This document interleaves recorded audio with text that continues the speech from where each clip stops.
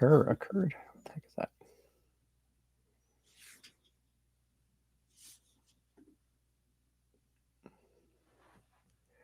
Good afternoon, good morning, good evening, depending on where you are on this turbulent planet, which feels like it's full of disasters of many kinds, depending on where you are and what you focus on. This is Andy Revkin. This is Sustain What, my frequent effort to use conversation to advance us toward some kind of progress and resilience amid complexity and division. And I can't think of a better guest to have on right now than Samantha Montano, who is at the Maritime Academy and teaches emergency management, but is best known to the online world and to anyone worried about mitigating disaster risk, especially in a changing climate. She's become a prominent figure advocating an idea that I think has a lot of relevance and salience right now. It's the concept of disaster justice. And we're going to get into those terms and the rest in a minute, along with reviewing some of the learning she delivered in her book, Disasterology, and on her Substack and on TikTok, as I wrote on my blog a couple of days ago on Substack. You are just about the most multimedia communicator I know. There was only one other person, and you even swapped her work, Margaret Rubega, who was a bird biologist at the University of Connecticut, who spilled her class learning onto Twitter, and they had the hashtag bird class. This is like 12, 13 years ago. And I thought that was so great because she didn't really have an idea of walls, and she just wanted to be effective and connect. So here we are. How are you doing, first of all? Yeah, I'm okay, hanging in there. How do you organize your disaster laden, internal landscape? How do you prioritize thinking about everything that's going on? Yeah, it's tough. I mean, I do have a lot of experience with having to kind of drop all of my work and focus on whatever the leading disaster is in the country. So in that sense, I think I am maybe more uniquely able to move around this particular week. But it is tough. I generally think of it as kind of triaging my work day to day Yeah. of, what's most important, anything that's going to kind of most directly affect the public immediately. So calls with journalists get prioritized. Any like policy questions from congressional staffers have to be prioritized. And then everything else kind of falls into place behind it. Are you at this stage in touch with anyone in Congress, which is still in flux right now anyway, just in terms of keeping track of the dynamics there and what matters most thinking about the next few months? No, I haven't heard from anybody this week. Certainly not. No. So no, I was thinking more. I had some Helene related conversations, but Yeah. I'm sure as things, the dust settles here, members of Congress will start appreciating the potential scope and scale of what is being done, potentially to FEMA here, and we'll have some questions. And just give a brief sketch of your history in this field, just so people understand, what bases you've touched. Yeah. So I grew up in New England, but I went down to New Orleans after Katrina and the levee failure in 2005. And I was volunteering, working with a whole bunch of different recovery nonprofits for several years there. I was there for the BP disaster, so did some response through like community organizing, some of the environmental groups that were involved in that response. Did the Joplin recovery, some others around the country.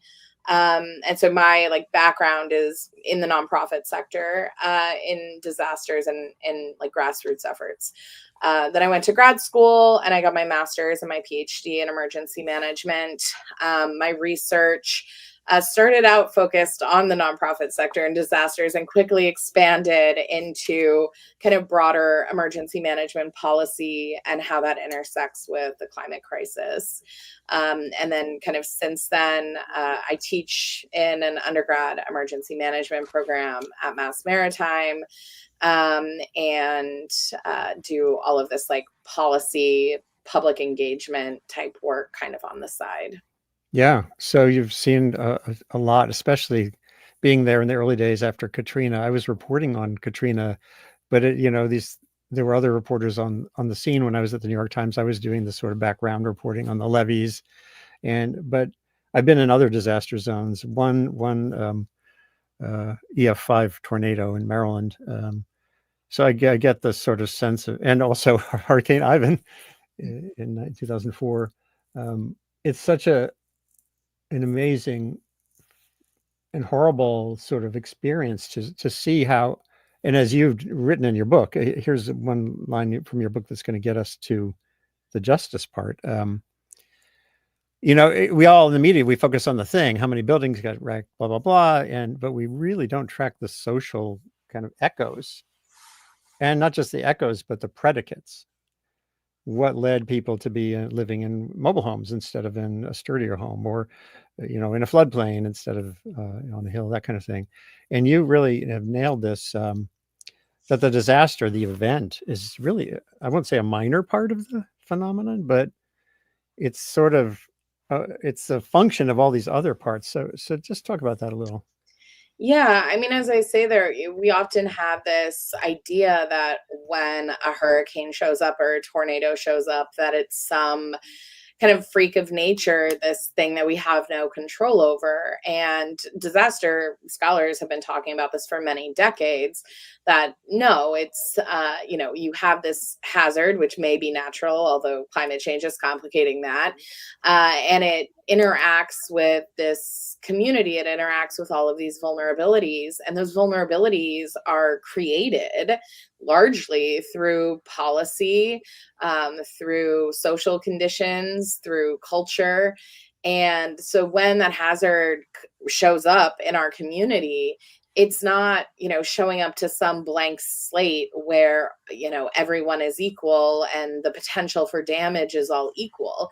It's showing up to a community that is inherently unequal, and it kind of feeds into those inequalities in terms of what the impacts are going to be. And then when you bring in our emergency management system, particularly the recovery aspects of it, you see that those recovery programs are not designed to really address those inequities. And in fact, historically have often reinforced those inequities in the recovery. So for me, when I look at a disaster, it's not, I don't care what the category of the hurricane is. What I'm looking at is, what are all of those policies that have created this disaster?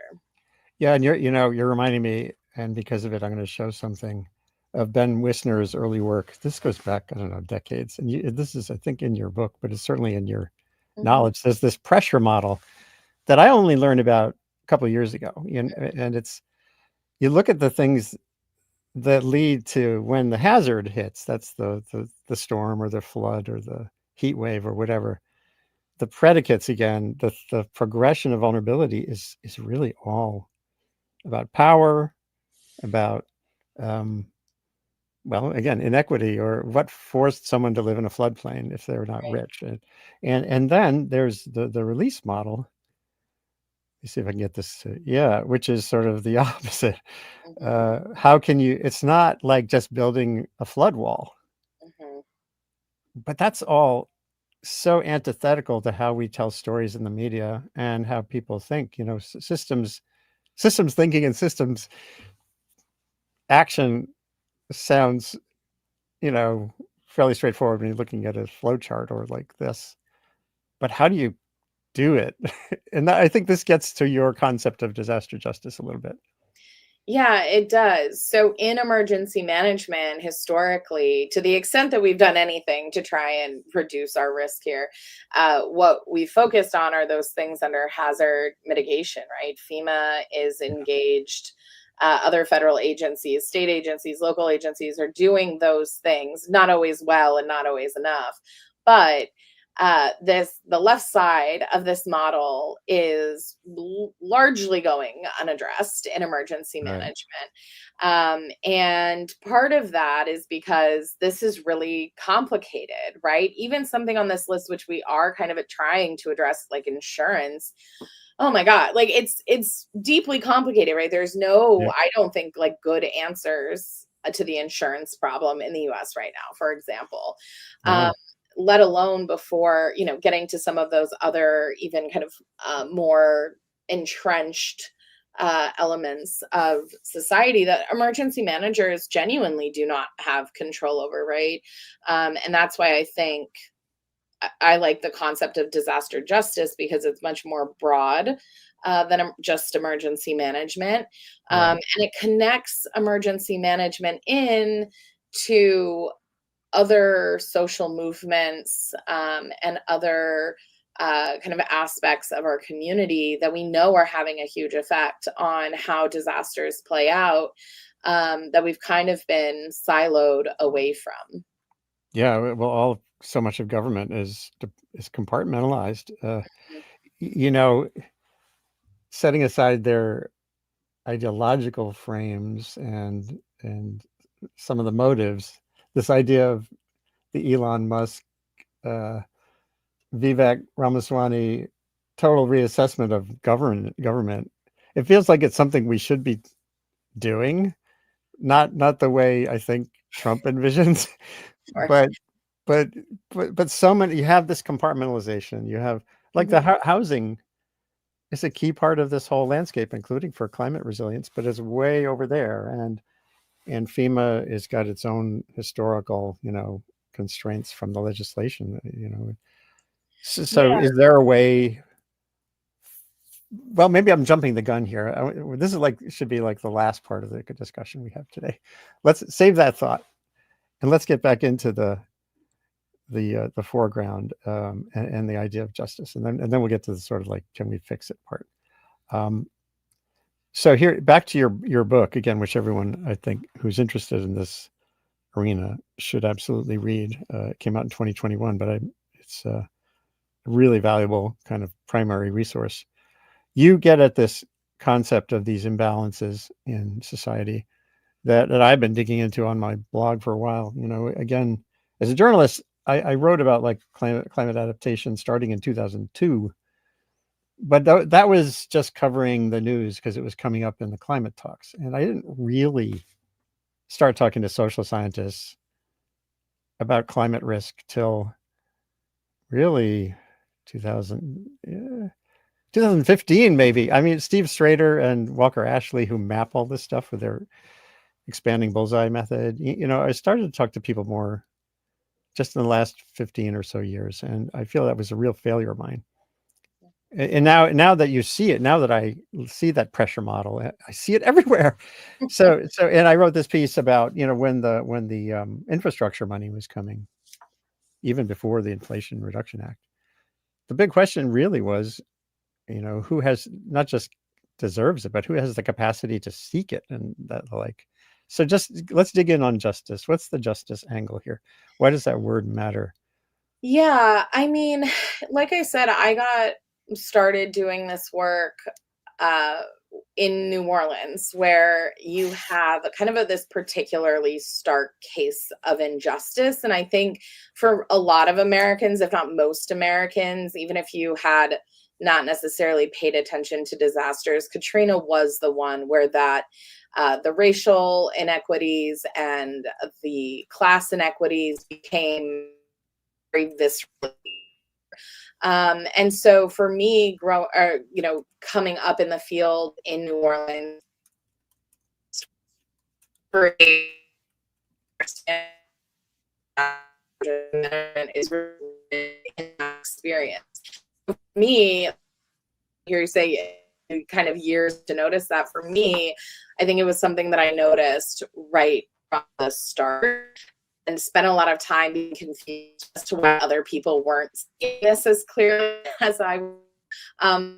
It did take a while to understand these injustices that kind of play out during disaster were not unique to Windsor, to Louisiana, a national, international problem, and require systemic change.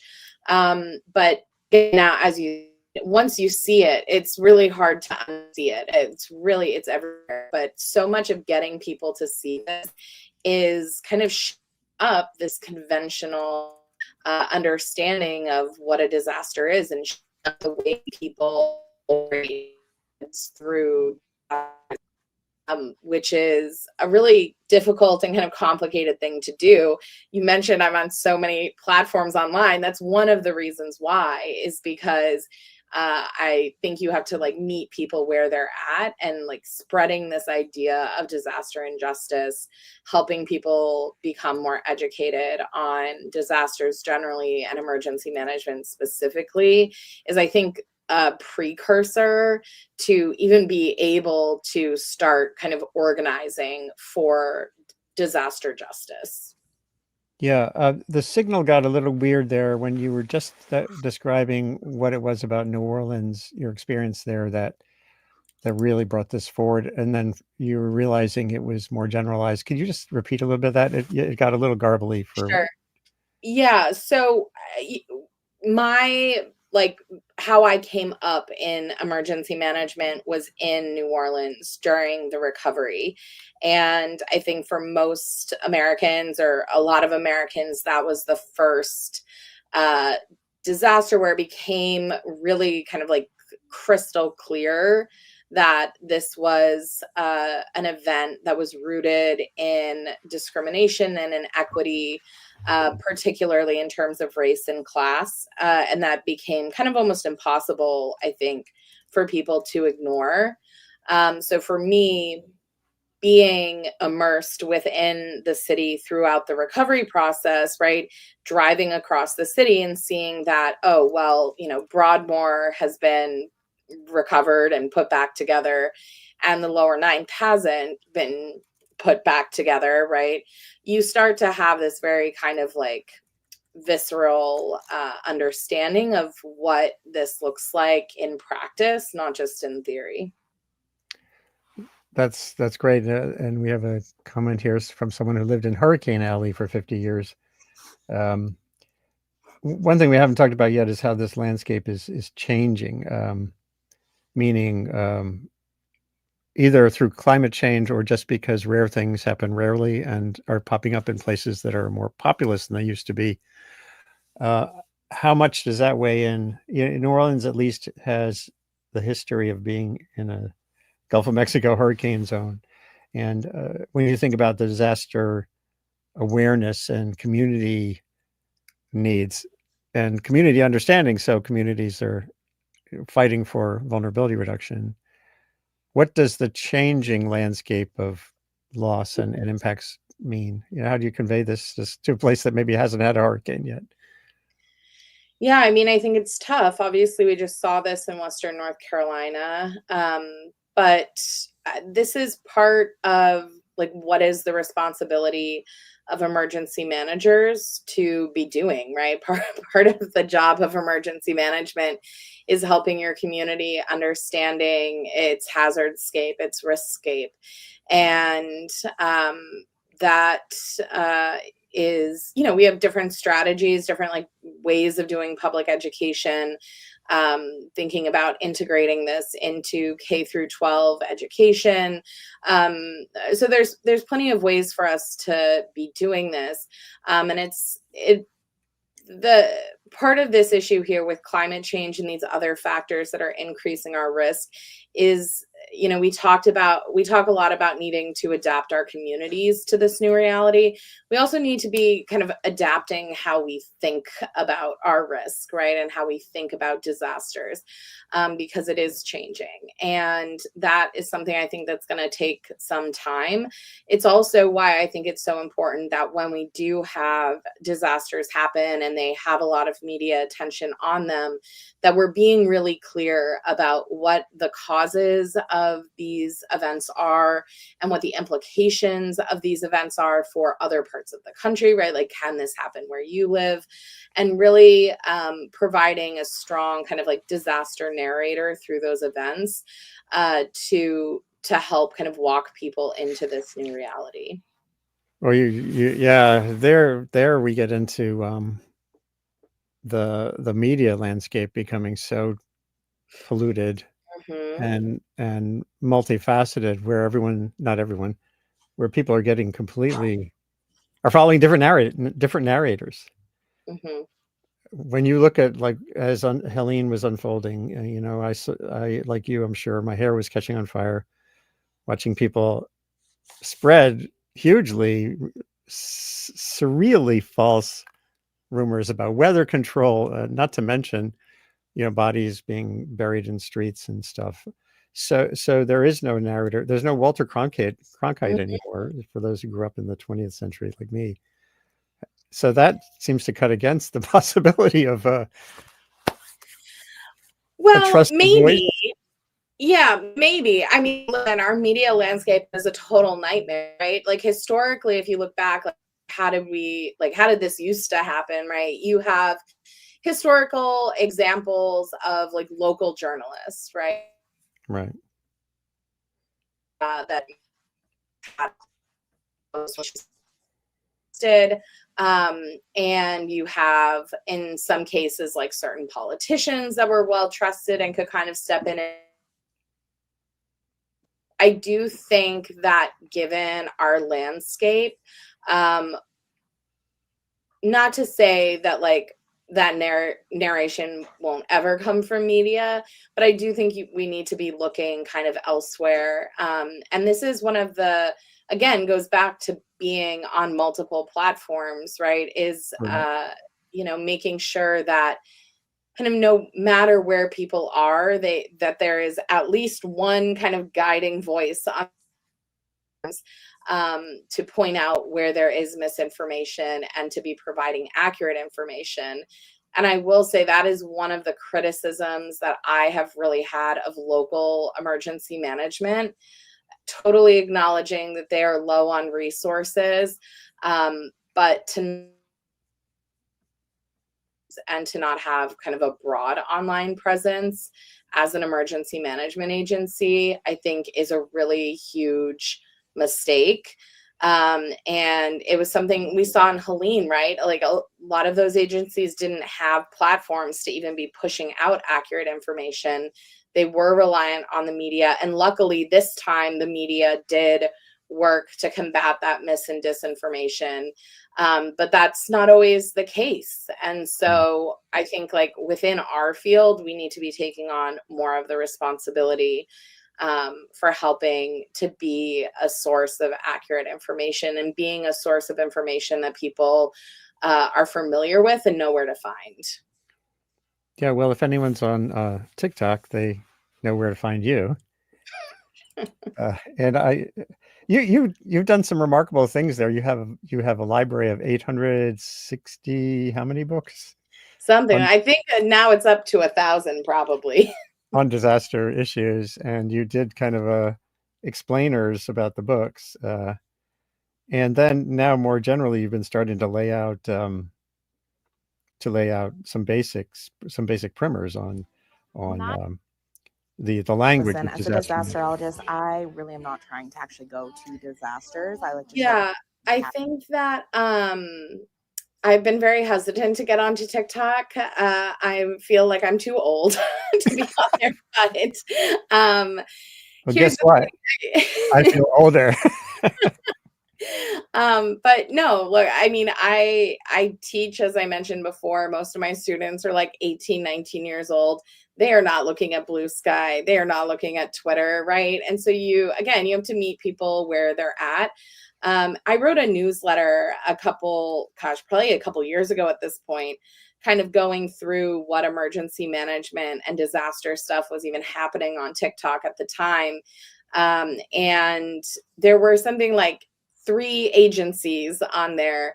And there was no like clear, trusted emergency management voice on there. There's a couple more folks who are on there now, but it's still really limited. And we've seen, when the East Palestine train derailment happened, certainly during Helene, you see this misinformation just spread like wildfire through TikTok. And who you're fighting an uphill battle for sure, but we have to start putting out accurate information in the places where people are online. And so hopefully me being on there at least encourages some other folks in the disaster world to get on there and start doing the same. Well, I hope so too. I think it's a very brave thing to do. Well, you were among those on Twitter for sure, who had to deal with lots of abuse. I think women and minorities more than anyone have had to struggle with Twitter as a platform. And even now, of course, those of us who are on Twitter are grappling with the big question of do we stay or go? I just did a conversation with Jim Moffat, who worked at Twitter for almost a decade, developing the capacity to use Twitter data for disaster risk reduction. He quit, when Elon was taking over, and with a developer at Blue Sky.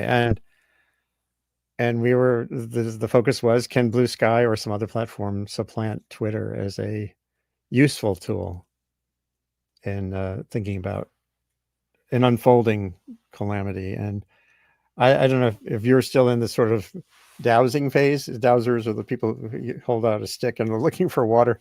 You're still kind of trying to figure out what possibilities there are.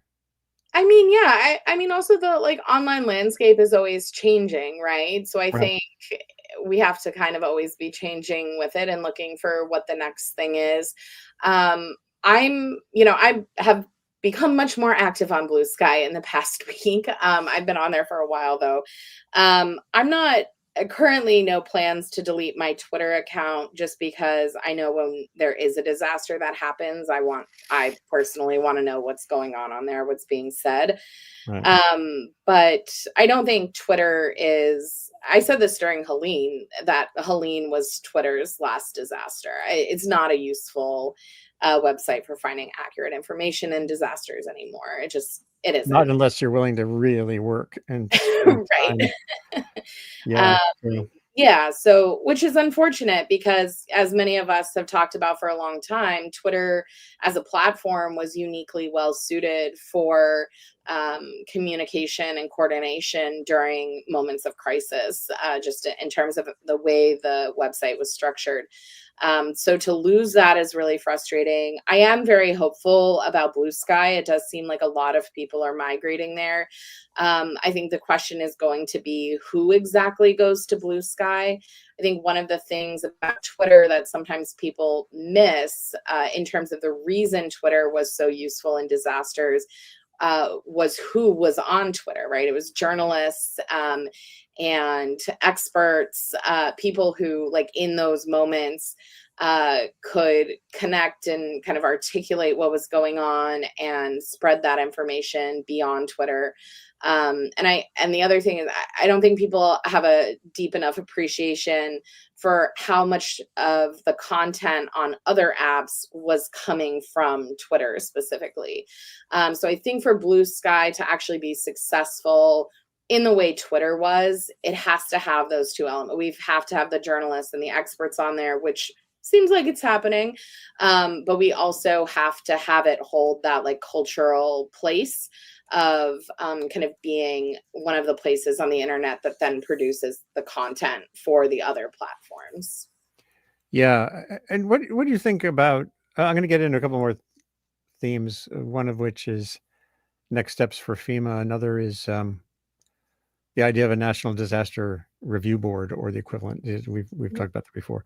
But before then, thinking about the communication model, how important is it to sort of empower communities to be the narrator, as you were saying, to do it from the ground up? And you were talking earlier about EMG professionals, the emergency management professionals, but which is clearly part of it.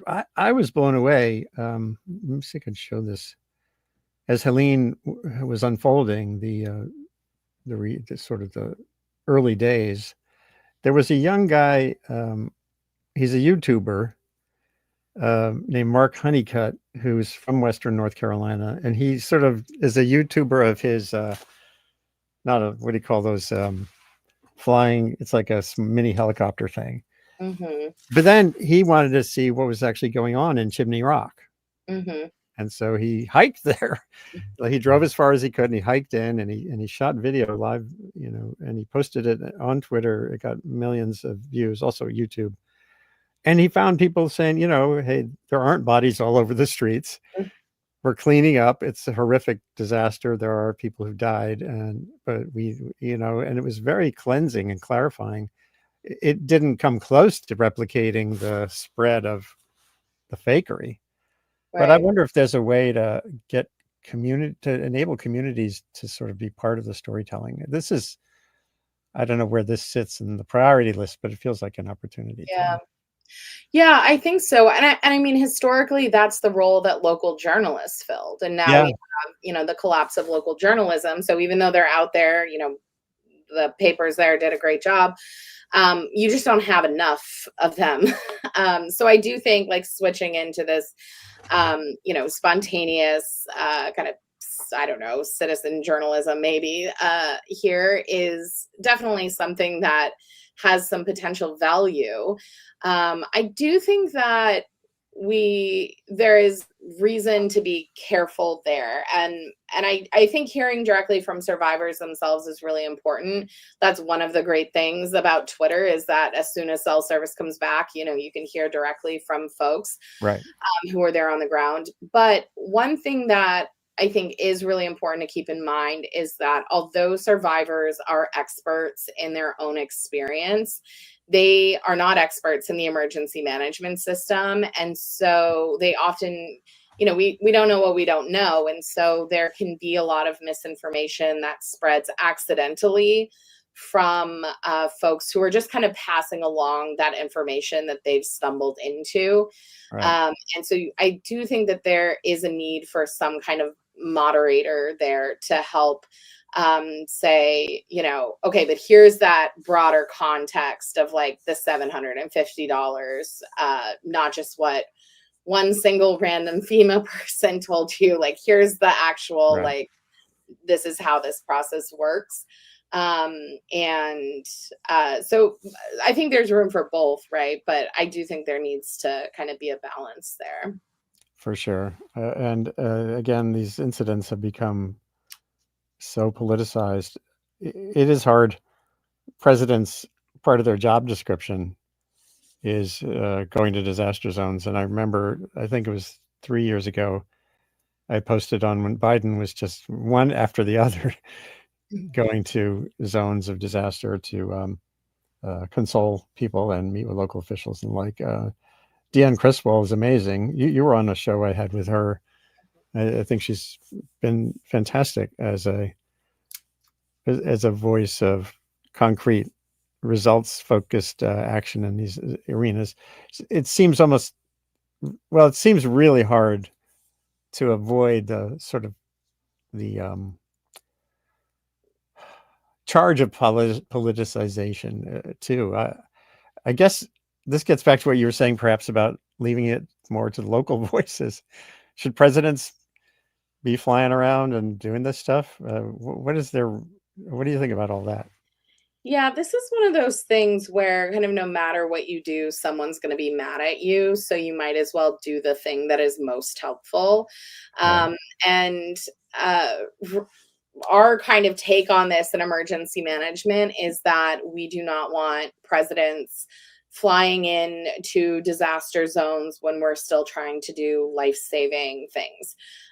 So, showing up at the hurricane the day it happens is a no-go. You're, having to shut down airspace, you're pulling resources from Right. actually doing the search and rescue, right? And so we want them to wait. There's kind of a sweet spot here though, right? Because if you wait too long, then you are accused of not caring. Right. So generally it's kind of a couple days after the event has happened. Once search and rescue has come to an end, that's kind of generally when it's most effective for them to come.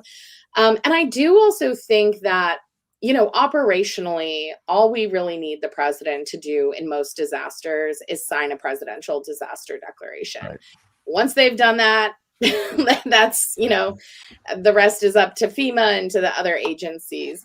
And but there is also this kind of responsibility of presidents, or the public perceives there to be a responsibility of presidents to provide comfort and leadership during times of crisis.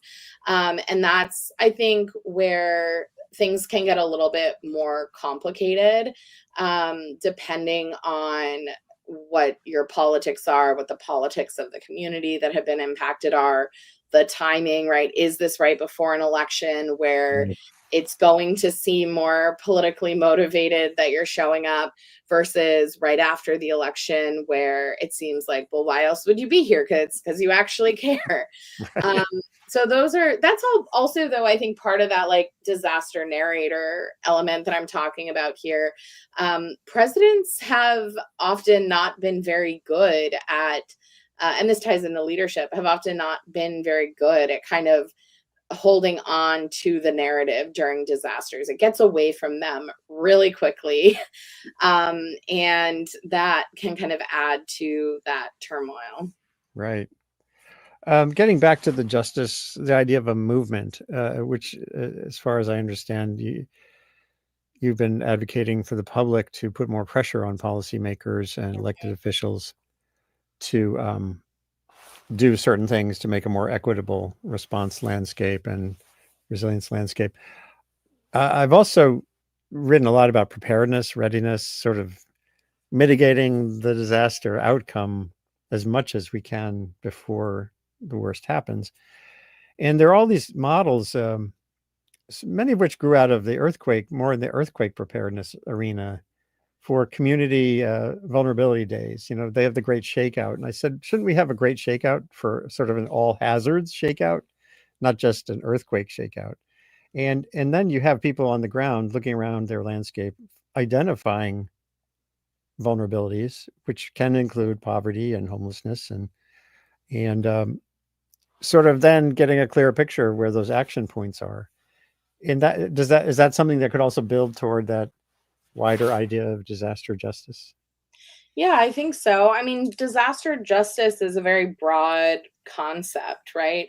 And I think because disasters affect all parts of society, right? And so, the kind of the way that I kind of operationalize disaster justice is that we are doing everything possible to eliminate risk before it is created. And then to the extent that we're unable to do that, that we do mitigation, preparedness, response, and recovery in ways that are effective, efficient, and equitable. So for me, yeah, making sure that people understand what their risks are, and what kinds of protective actions they need to take when a hazard happens certainly falls um, within that framework. And we've also talked about this, which is the idea of a national disaster review board or reduction board. This was, I think, the earliest iteration of this proposal I've seen, which was my friend Bill Hook at the American Meteorological Society and Gina Iasco, who was at NCAR, I think, the Atmospheric Research Center, back in 2006 after Katrina, said we need something like the National Transportation Safety Board that keeps planes from falling out of the sky for the general disaster arena. And you and others we know have been convening meetings. There are a couple of people in Congress. I think Katie Porter is one. who've been pushing for a bill for this. If you're still working on this question and enthusiastic about it, what would you say to the incoming House of Representatives and Senate? When they Oh, ask you to testify? there. I fear there's no universe in which they pass this, but yeah, I will still make the argument. We can talk about that reason too, by the way. But anyway, we'll get to that. Tell me what's great about the idea, and then we'll get to why it probably would happen. Yeah. So this is, when we think about these disasters that happen, right? We don't really have kind of a public after action report on what has happened. In emergency management, we do after action reports where an agency will go through and kind of evaluate what went well, what didn't go well. But we don't really do that for the public or for a response as a whole, right? And that's really unfortunate because that I think is, when we're not identifying what went wrong, why an event happened in the first place, you're missing that left side of our risk model that we talked about. And you're also not coming up necessarily with the correct policy recommendations for what needs to change. And this has been a real kind of perpetual problem in emergency management and looking back at disaster policies, that when we have had policy changes, they have been incredibly reactive to a single event instead of looking across events. And this is something that disaster researchers have kind of tried to do, is provide this synthesis across events. But unfortunately, there aren't very many of us and no one listens to us. So the thought here is that if we kind of merge that after action approach and this like disaster research synthesis into a federal agency that has the ability to produce recommendations and hand them directly to Congress, that perhaps there's a way for us to create more effective disaster policy for the country. And, I think there's like a lot of room to talk about, we talk about modeling this off of the NTSB, of course. Right. I think there's a lot of room to think about what exactly that an agency looks like. But I do think that if we want to create an emergency management system that is effective and efficient and equitable, then something like this is probably necessary, just given the kind of political landscape. Yeah, and pointing for a reason to Mike Smith.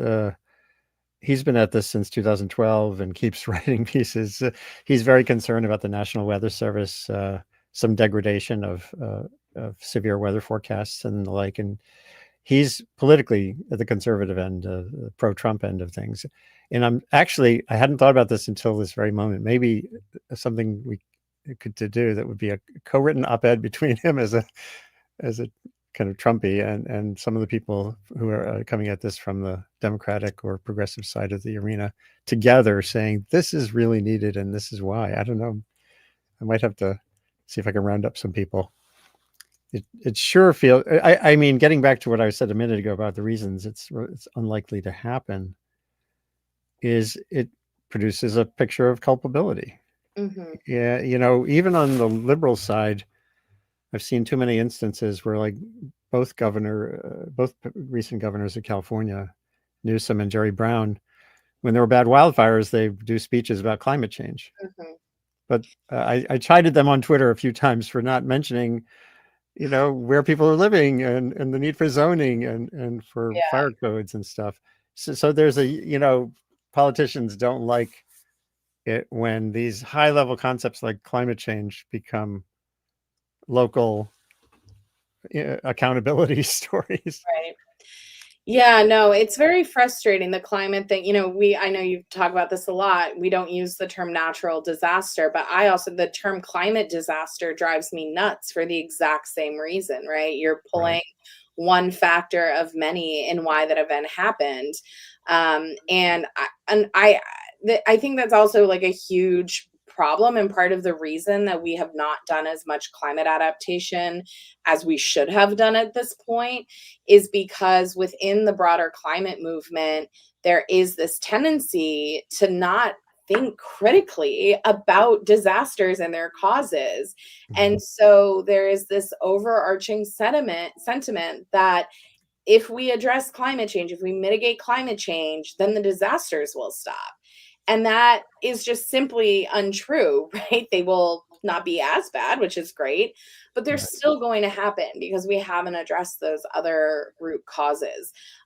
So something like a national disaster safety board would potentially help us, shape that narrative and help Congress to understand the critical role that they play in risk creation, and then on the other hand, risk reduction. By the way, I can't resist showing this graphic, which I produced using some input from various disaster scholars. Climate change must be addressed, but climate risk can rise or fall with or without climate change. Mhm. Risk is the consequence, not the dynamic. The hazards are changing, right? Right. Sea level means every flood will have a higher level, but it's exposure and vulnerability, and especially the vulnerability thing. One other factor to bring in, of course, is that vulnerability, as Lisa Schipper and others in this arena keep stressing to me, is, I think, one reason it also gets sort of under accounted for is because it's hard to measure. Mhm. There's a number for carbon, right? And there's a number for the global temperature, but there isn't a number for vulnerability because it's all those different dimensions. Right. Does that feel salient? Yeah, it does. I mean, we've talked a lot about this in disaster research, right? Susan Cutter's social vulnerability index has been the kind of predominant approach here. And in more recent years, we've all said, her too, we've all said, it's more complicated than this index, right? And trying to put some kind of number to an inherently qualitative issue is hard to do. This is something that a lot of the research that I am doing when I have time is related to this issue of capacity, particularly within the emergency management system. I Yeah. think that a couple of us have some good ideas about how we could kind of be reconceptualizing that and addressing that more in the future, but I don't think we're quite there yet. No, but clearly it's important. And FEMA has its own map, sort of set of maps around this that are, I think, a good starting place for conversations on this. Although they still, like you were just saying, I think they seem problematic on several levels. I want to show one that strikes me as needing some work. And thank you again for your time, given all the other things you are working on.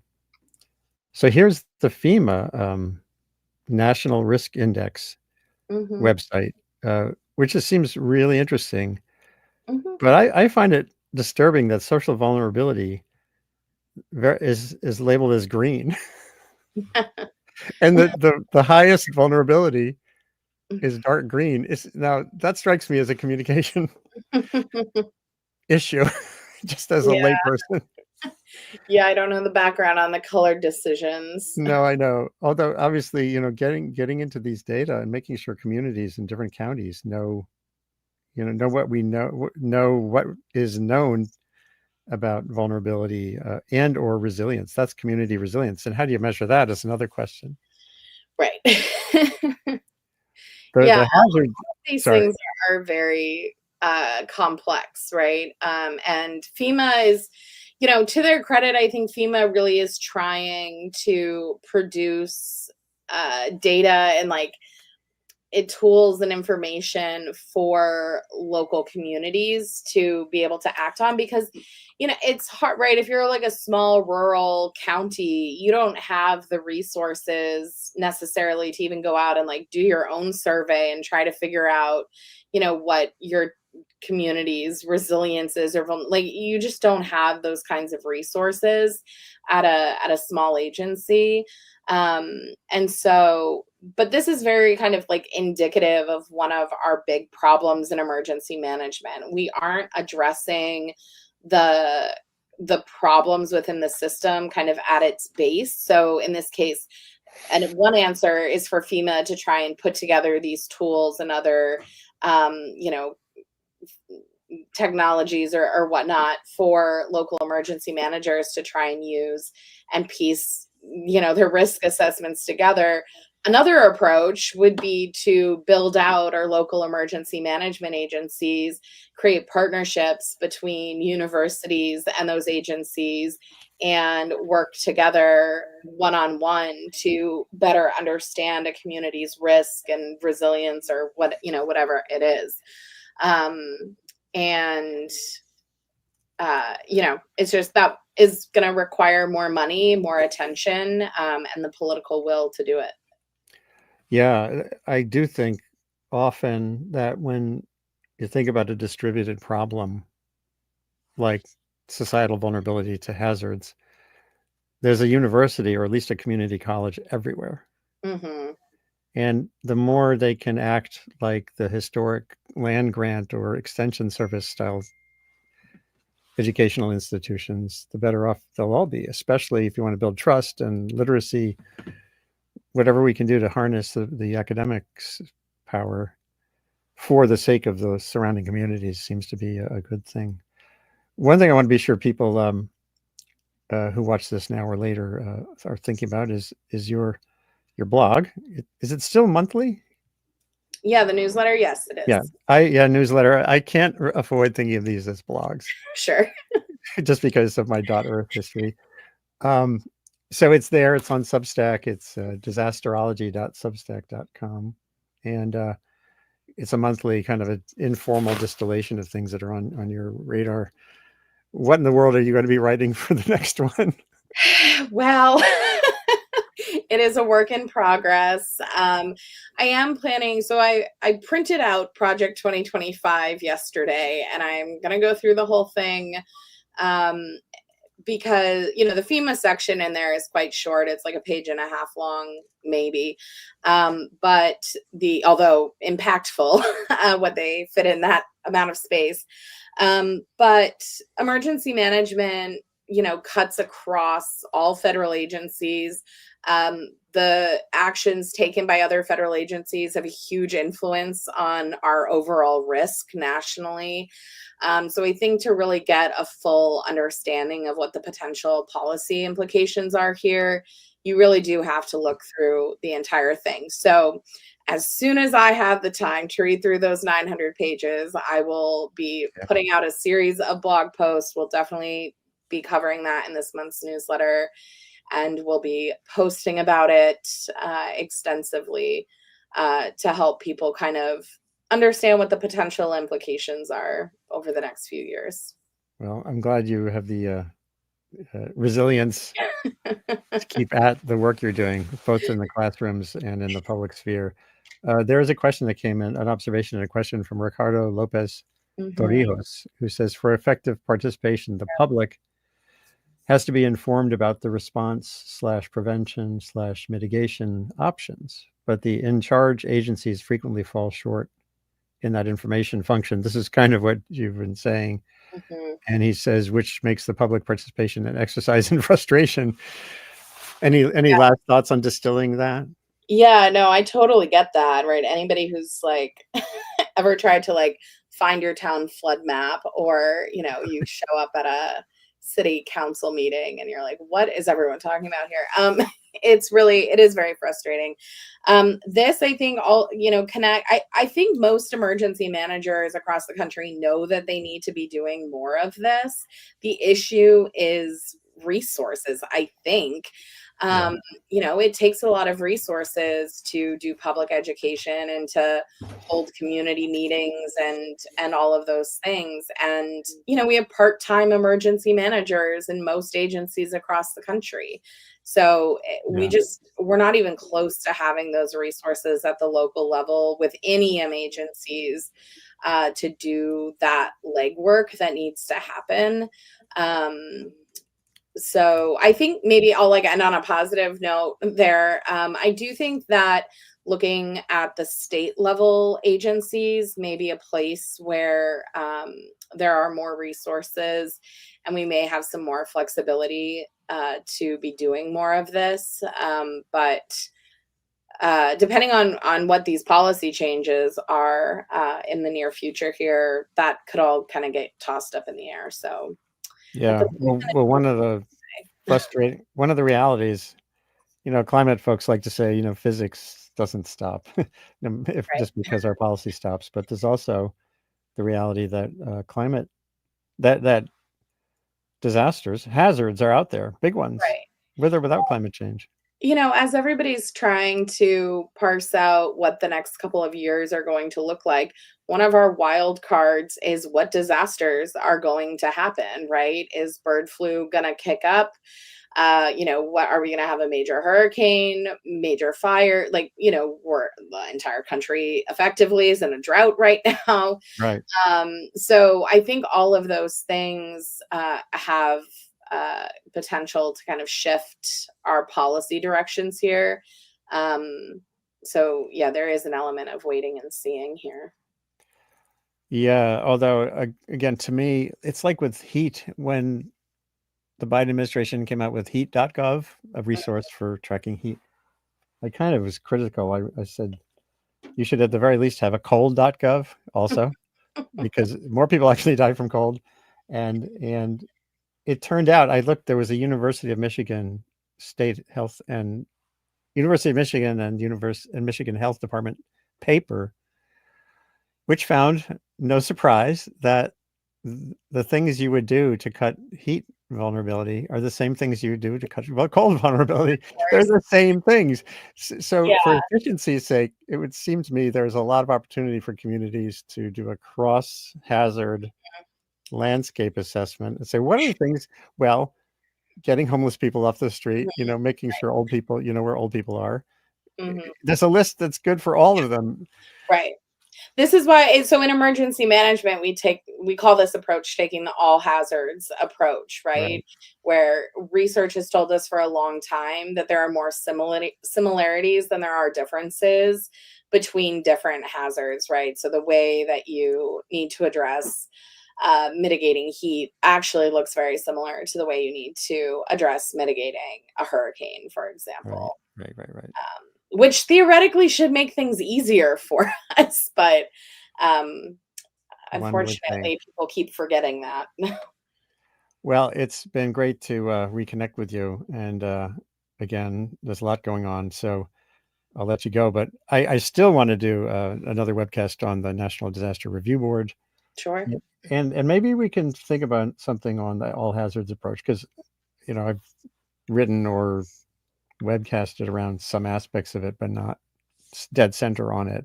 Right. And I think that those things can really help. And I greatly appreciate, Samantha Montano, you're coming on the show. Just ping me when you have something going on to TikTok or wherever. Sure. I am going to be doing more on Blue Sky, Good. Another webcast on Blue Sky too. And just keep up the great work. And I hope people can check out all of your different approaches to communication, from the book to TikTok and onward. This is Andy Revkin, the Sustain What webcast. There's a nice crew of people watching. And when this is done, please share it with others. The link you're watching on can be shared right away with anyone. Take care and stay resilient.